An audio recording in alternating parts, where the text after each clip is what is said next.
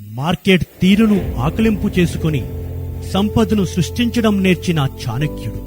ప్రయత్న లోపం కన్నా ఓటమి మరొకటి లేదని నమ్మిన జ్ఞాని.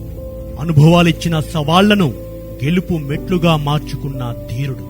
కష్టాల్ నష్టాల్ రాని పోని, శాపాల్ కోపాల్ తగలని అంటూ సమస్యలకు ఎదురెళ్లి విజయాలను ఒడిసిపట్టే గెలుపు సూత్రధారి.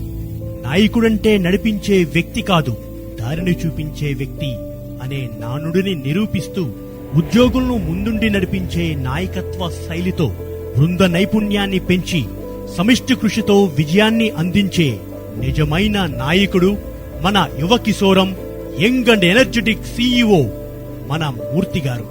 సామాన్య మధ్యతరగతి కుటుంబ నేపథ్యం నుంచి వచ్చిన మూర్తిగారు చదువుకునే స్తోమత లేక బీకాం వరకే చదువుని ఆపేసి సాఫ్ట్వేర్ ఉద్యోగాల వైపు అడుగులు వేస్తున్న యువతలాగానే తాను సాఫ్ట్వేర్ రంగంలో స్థిరపడాలి అని అనుకున్నారు. కానీ వరల్డ్ ట్రేడ్ సెంటర్ అటాక్ తో తన ఉద్యోగ గమ్యాన్ని మార్చుకున్నారు. డాక్టర్ పిన్నమనేని సిద్ధార్థలో సాధారణ డిస్పాచ్ క్లర్క్ గా డాక్టర్ మాధవసాయి గారి స్ఫూర్తితో సవాళ్ల మధ్య విజయ ప్రయాణాన్ని మొదలుపెట్టారు. విజయవాడ మణిపాల్ హాస్పిటల్లో సీనియర్ పబ్లిక్ రిలేషన్స్ ఆఫీసర్ గా చేస్తూ రాజీవ్ ఆరోగ్యశ్రీ పథకానికి మొదటి కోఆర్డినేటర్ గా సేవలందిస్తూనే పట్టుదల, నిరంతర కృషి, అయిన వారి తోడ్పాటు ఉంటే ఏదైనా సుసాధ్యమే అని నిరూపిస్తూ డిస్టెన్స్ ఎడ్యుకేషన్ ద్వారా పీజీ, డిహెచ్హెచ్ఎం, ఎంహెచ్ఆర్ఎం ను పూర్తి చేశారు.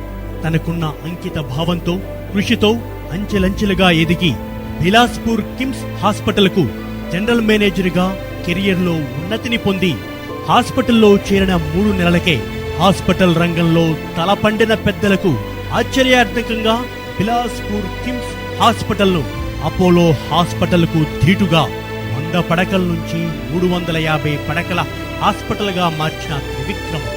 విజయవాడ రెయిన్బో హాస్పిటల్, నరసరావుపేటలోని సాయి తిరుమల హాస్పిటల్ ను కార్పొరేట్ హాస్పిటల్ స్టాండర్డ్స్ లో డెవలప్ చేసి హెల్త్ కేర్ ఐకాన్ గా తీర్చిదిద్దారు. కిమ్స్ హాస్పిటల్ ఒంగోలులో జనరల్ మేనేజర్ గా చేరిన అతి కొద్ది కాలంలోనే హాస్పిటల్ ను లాభాల బాట పట్టించిన చాణక్యుడు. ఒంగోలు ప్రజలకు అత్యంత ఆప్తుడిగా, కిమ్స్ మూర్తిగా వారి మనసుల్లో సుస్థిర స్థానం సంపాదించిన నిత్య కృషివలుడు. అనేక ఆఫర్స్ ని వదులుకొని స్నేహానికి విలువనిస్తూ ఉపాస్ హాస్పిటల్ అభివృద్ధి చేసిన స్నేహశీలి. కాలం విసిరిన సవాళ్లకు నీలాపడిన 43 ఏళ్ల చరిత్ర కలిగిన నల్లూరి హాస్పిటల్ కు అనతి కాలంలోనే పూర్వ వైభవాన్ని, లాభాలను తెచ్చిపెట్టిన గెలుపు సూత్రధారి.